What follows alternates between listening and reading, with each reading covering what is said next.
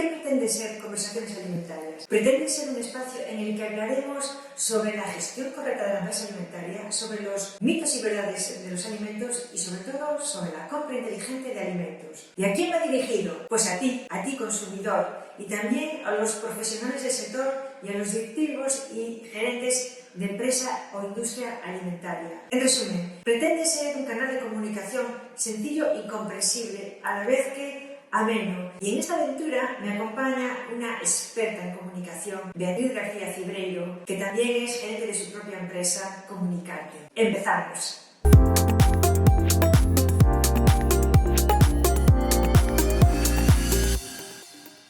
Bienvenidos a nuestro programa 14 de Conversaciones Alimentarias, un programa en el que contamos, que llevamos haciendo semanalmente y que contamos pues, con la experiencia y el buen saber de Esther Vázquez Carracedo, experta en el sector de la industria alimentaria y, como dijimos en algún programa anterior, veterinaria también, o sea que nos aporta ahí una doble... Hola, Esther.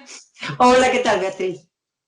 Bueno, pues si te parece empezamos con los temas de este 14 programa en el que pues, hablaremos de bebidas alcohólicas, hablaremos de la figura del interim management y hablaremos también del tema de la obesidad.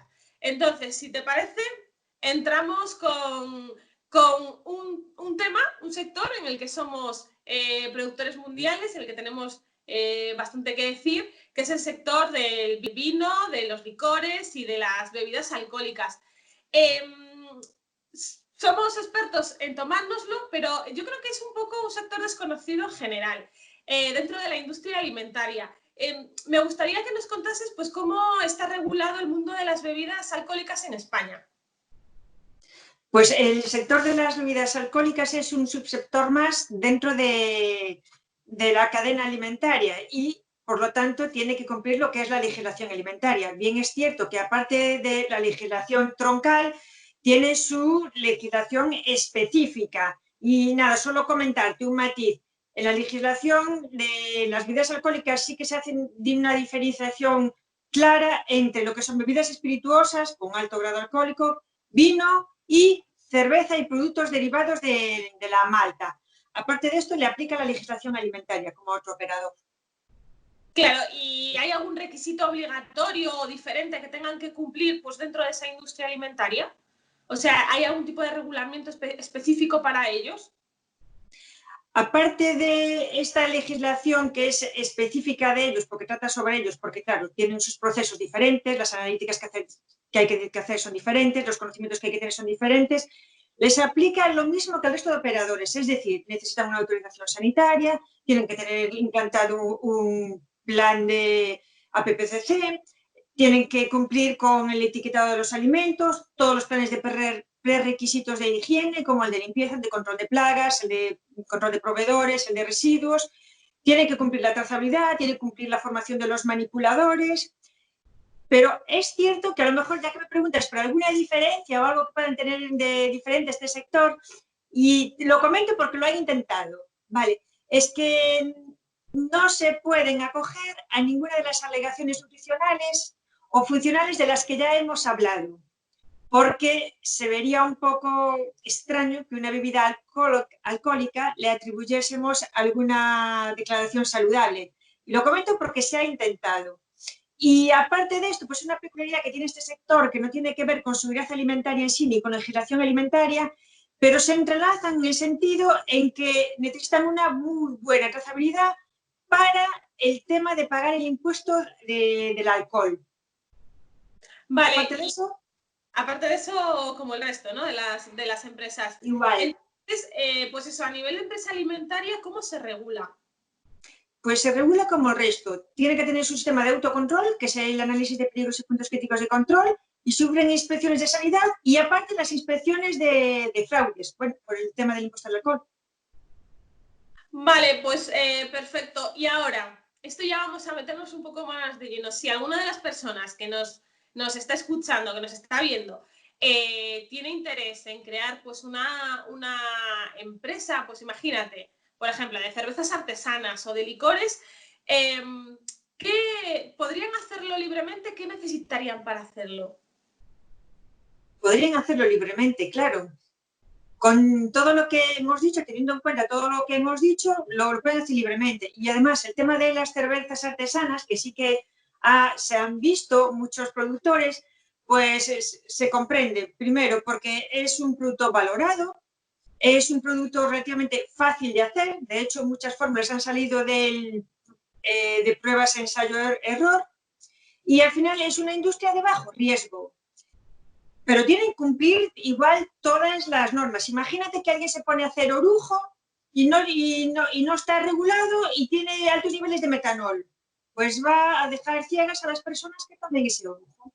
Por lo tanto, tiene que tener los controles, porque sí que existe ese riesgo. Cuando decía lo de bajo riesgo, es más bajo el de las cervezas que el de las bebidas alcohólicas, espirituosas.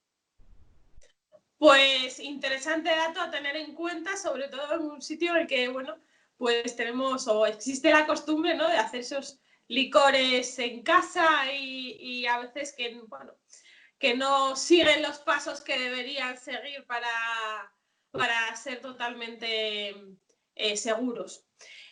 Si te parece, cerramos este tema. Seguramente hablaremos más adelante también de él, porque da para hablar mucho sobre ello. Y nos centramos en la figura del interim management. Es una figura que casi da para, o sea, el nombre da casi para un trabalenguas. Pero explícanos, ¿qué son o qué es esa figura de interim management? El interim management es un servicio al que se pueden acoger las empresas. Si queremos hacer una traducción literal al español, vamos a perder algo de esencia, pero bueno, podríamos decir que es una dirección interina. Cuando se dice dirección, puede ser una dirección general, una gerencia, una dirección de un departamento o una dirección de un proyecto. Los perfiles que desarrollan este servicio de interim management son perfiles con amplia experiencia y con muchos años de experiencia también en la parte de dirección. Entonces, eso es el interim management, ese es ese servicio. Vale, es otra de estas palabras que, bueno, estamos en Conversaciones Alimentarias, sabéis que estamos creando como un diccionario, ¿no?, de palabras nuevas relacionadas con la industria. Pero ¿qué novedoso tiene esta palabra? ¿Es realmente súper actual o ya tiene su historia? Pues verás, fuera de España es una palabra ya muy, muy conocida, porque las empresas lo conocen y como es tan exitoso y beneficioso los resultados, repiten. El caso de España, pues mira, también te puedo decir que el vocablo es relativamente novedoso, sin embargo el servicio ya lleva funcionando muchos años atrás. Y me explico. En España se empezó a conocer, porque se empezó a difundir, al nacer la primera asociación de Interim Management, que fue allá por el 2013. Y cuando nació esta asociación, es cuando muchos nos dimos cuenta, anda, pero si eso era lo que yo venía haciendo desde siempre. Y te voy a contar una anécdota personal. Cuando yo empecé mi actividad profesional por cuenta propia, fue en el 2005. En ese año el boom y el vocablo por excelencia era la consultoría. Por eso salió consultoría alimentaria. Y recuerdo la primera vez que trabajé como interim para una empresa, la primera entrevista, esto era una empresa que tenía muchos años de experiencia en el sector primario y quería pasar al de la transformación. Entonces montó una nave industrial y su estrategia era ya la exportación, o sea, a lo grande. Y entonces necesitaba a alguien que desarrollara ese departamento de calidad, que además tenía un laboratorio interno. Pues recuerdo que yo me esforzaba en explicarle que yo no era una consultora al uso, que tenía otras peculiaridades y que trabajaba y que iba a trabajar de esta manera. Bueno, después de hacer todas sus consultas y sus inquietudes, decidieron acogerse a esto. Y la verdad, yo a día de hoy pienso que fue una visión por parte de ese empresario. Fue un éxito. Conseguimos las certificaciones para exportar y que le pedían con los máximos niveles de conformidad y en un tiempo casi récord. Y entonces, ¿qué funciones, por decirlo de alguna manera, nuevas o diferentes tiene la figura del interim manager? En el interim manager, de lo amplio que es, yo destacaría que ejecuta y trabaja por objetivos. Es decir, no está para asesorar, para formar, para hacer de coach, para hacer de mentor. Va mucho más allá. Y creo que no hace falta que explique, porque es de perogrullo, pero por si acaso, antes de todo eso, claro que hay un diagnóstico y una planificación. Claro.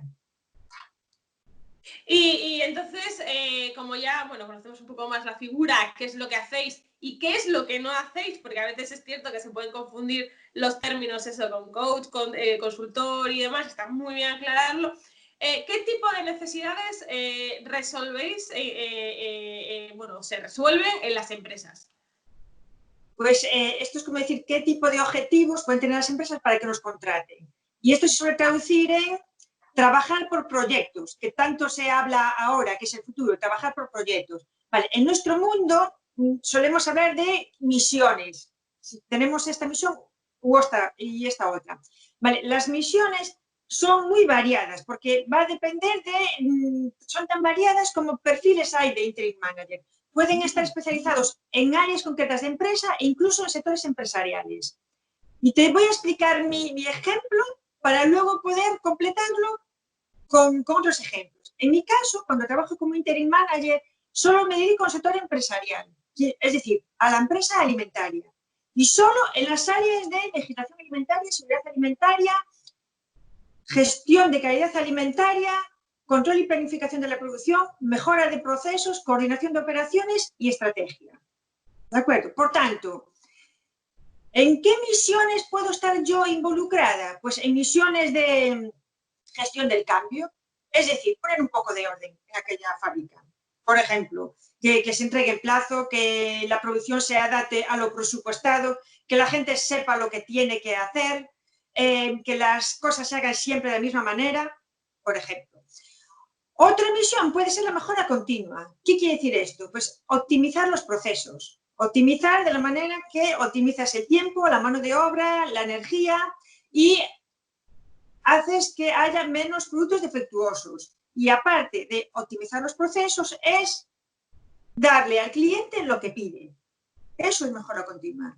Otra de las misiones podría ser implantar un sistema de gestión de calidad alimentaria de los que ya hemos hablado muchas veces. Que, ojo, no es elaborar el documento, no, es implantarlo en la empresa. Y otras misiones, como la que ya te comenté, podría ser desarrollar el departamento de calidad. Estos son 4 ejemplos, pero podrían haber peculiaridades en las empresas.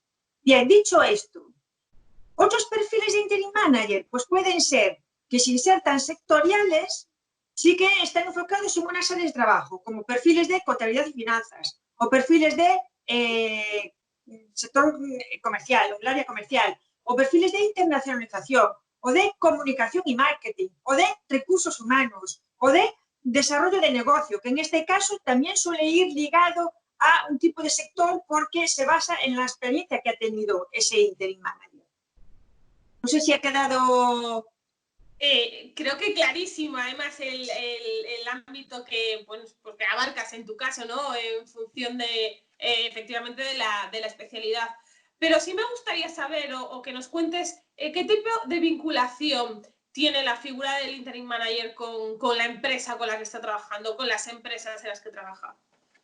Es importante saber esto. Es mercantil y temporal. Dicho esto, a la vez tiene que ser una relación de mucha confianza. Y cuando estás dentro, trabajas igual que si fueras un trabajador de la empresa. Es decir, si yo como interim manager tengo que, por cualquier cosa, representar a la empresa o hacer alguna función representando a la empresa, y para eso necesito una certificación personal o una formación, tengo que coger esa formación como si fuera alguien de la empresa, por ejemplo. Pues, interesante, realmente no... Bueno, pues es ahí, es tener una baza como empresa que, bueno, que usas el conocimiento del expertise de alguien para ponerlo en tu favor. Y ya para acabar este tema, yo como empresa, si quiero localizar uno y quiero que pues, participe en algún objetivo de mi empresa, ¿dónde os puedo localizar? ¿Dónde puedo encontrar un interim manager? Vale, un interim manager normalmente, en mi caso, sobre todo esto funciona por el boca a oído. Y suelen estar en redes profesionales como LinkedIn, por ejemplo. Y también puedes encontrarlos que trabajan para empresas que son suministradoras de interim manager. Es decir, una empresa que necesita un interim manager puede ir a estas empresas para que le busquen a ese interim manager que mejor se adapte a su necesidad. Vale, en función de las figuras, sí, sí.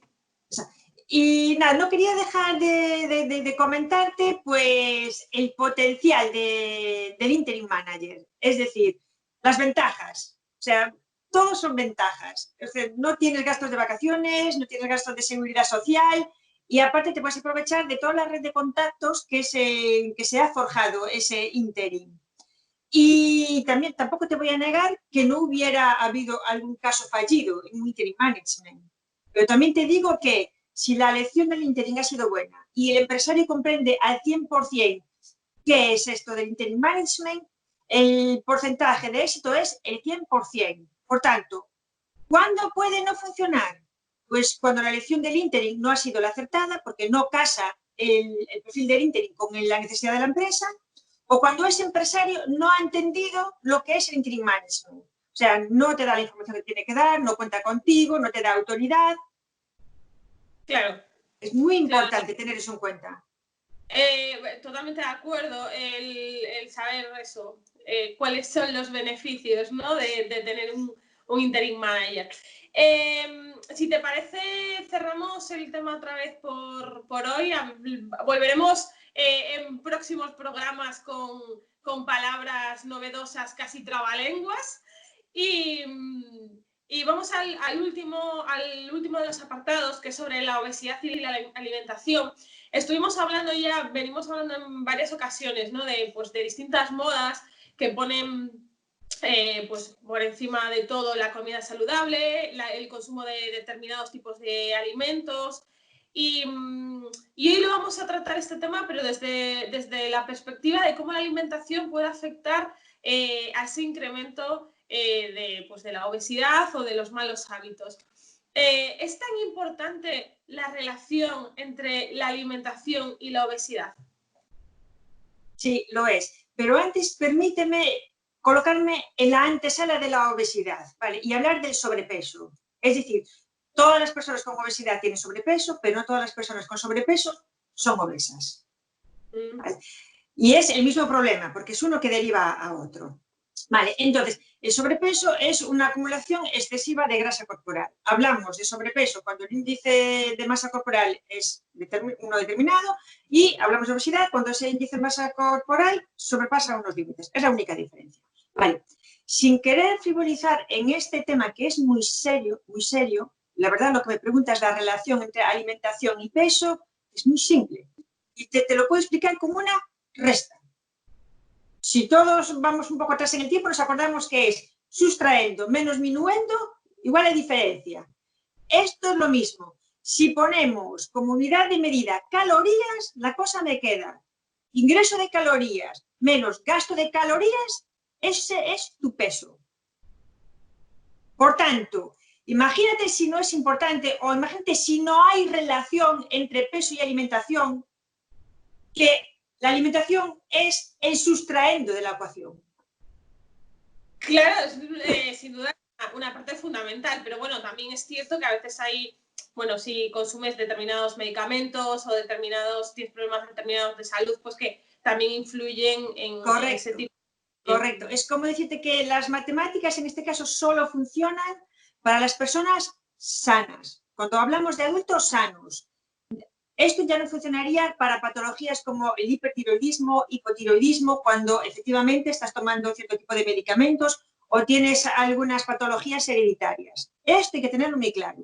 Pero era para explicar la importancia de la alimentación en una persona sana.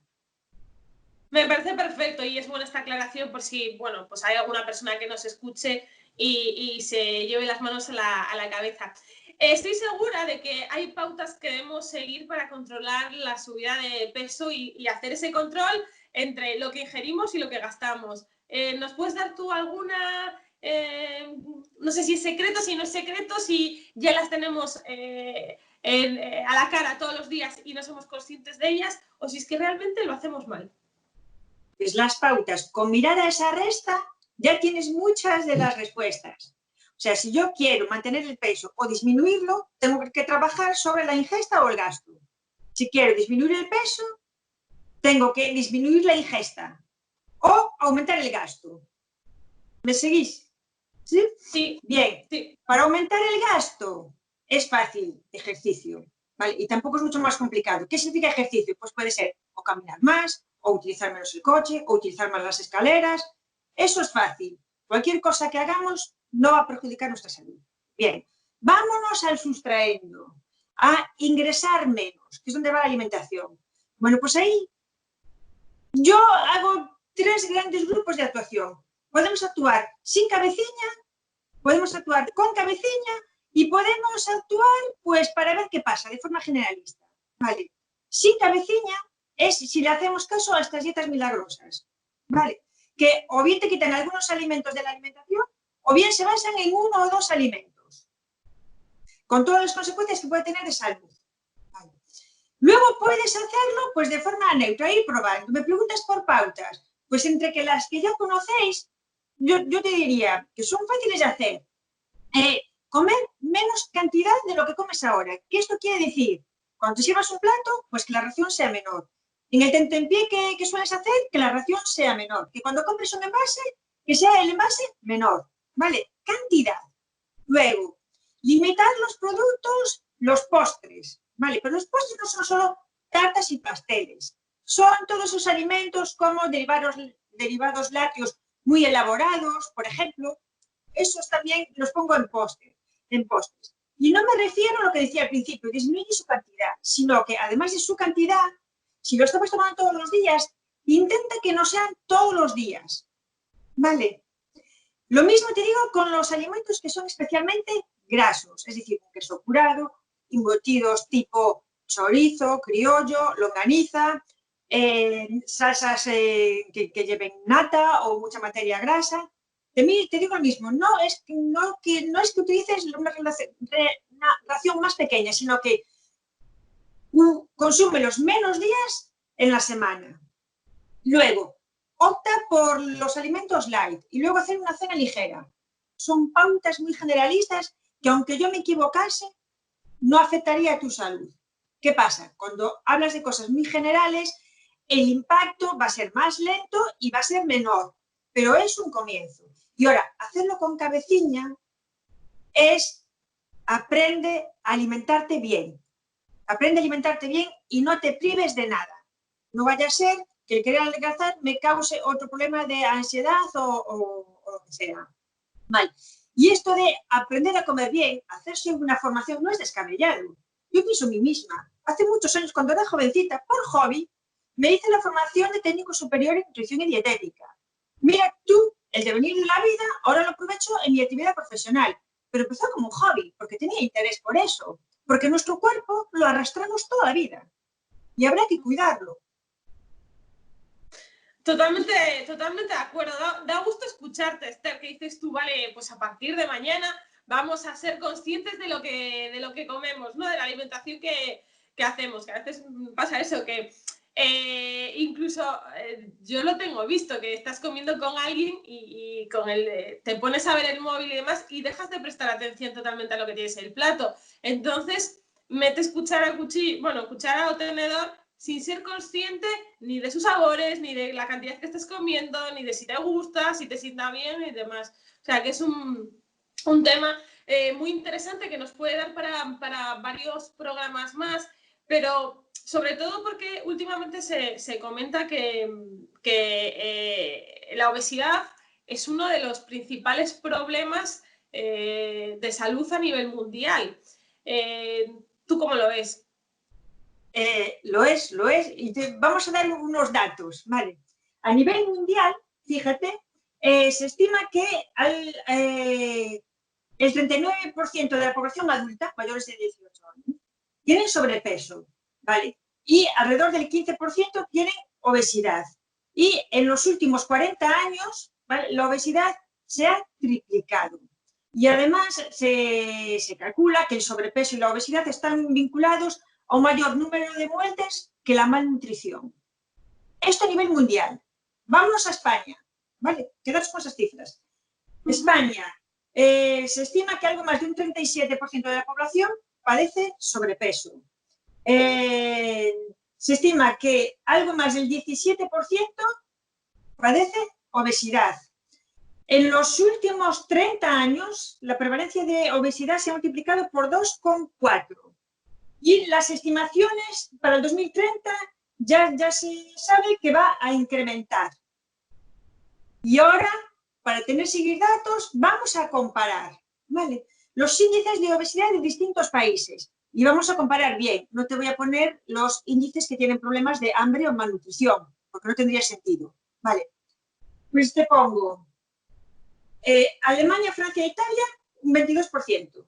Reino Unido, un 26%. Estados Unidos, más de un 30%. China, 42%. Japón, 3,5%.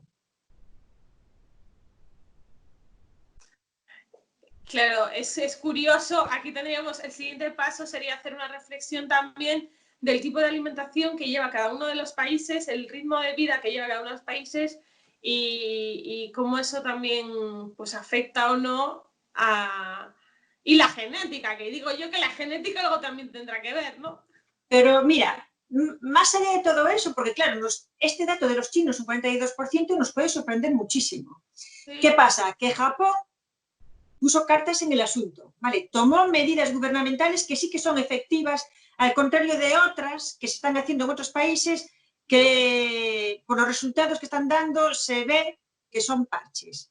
En Japón, hasta secundaria, es obligatoria la formación nutricional de los niños. Y luego, por otra parte, para la población adulta, lo que se promulga es que por lo menos una vez al año se hagan una medición del contorno de la cintura. Y en base a eso, que tome medidas. Y también se ha trabajado mucho con las empresas para que promuevan esta medida, que se hagan esta medición, y también tienen a las empresas colaborando para que faciliten a los trabajadores que tomen medidas para bajar peso, pero una vez que se han concienciado de que ese contorno parece que aumenta cada año. Y eso, por eso este dato tan impresionante. Pues sí. Pues yo creo que además con este dato impresionante y significativo, creo que es el mejor punto final pues, para este programa número 14 de Conversaciones Alimentarias. Y nada, muchísimas gracias por estar, muchísimas gracias Esther, lógicamente, por seguir iluminándonos sobre la industria de la alimentación. Y nada, muchísimas gracias pues, a todas las personas que nos ven y nos siguen pues, a través de estas conversaciones alimentarias. Os esperamos en el próximo. Que tengáis muy buena semana.